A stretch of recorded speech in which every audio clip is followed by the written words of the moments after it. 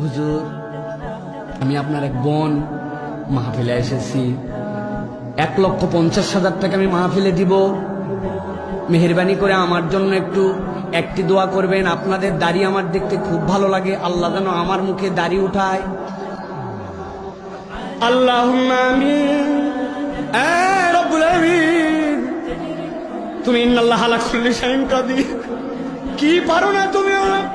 আল্লাহ, আমার বোন 1.5 লক্ষ টাকা দিয়েছি, লক্ষ লক্ষ মানুষকে নিয়ে হাত তুললাম, মেহেরবানি করে আমার বোনের মুখে তুমি দাড়ি উঠাইও। সারাদিন এই আমিনার দোয়া করলে মহিলার মুখে দাড়ি উঠবে। ঘুমাই গেছেন আপনারা? দাড়ি উঠবে। কোন মহিলা আপনার এরকম বেকুব আছে নাকি 1.5 লক্ষ টাকাতে দাড়ির দোয়া নিবে?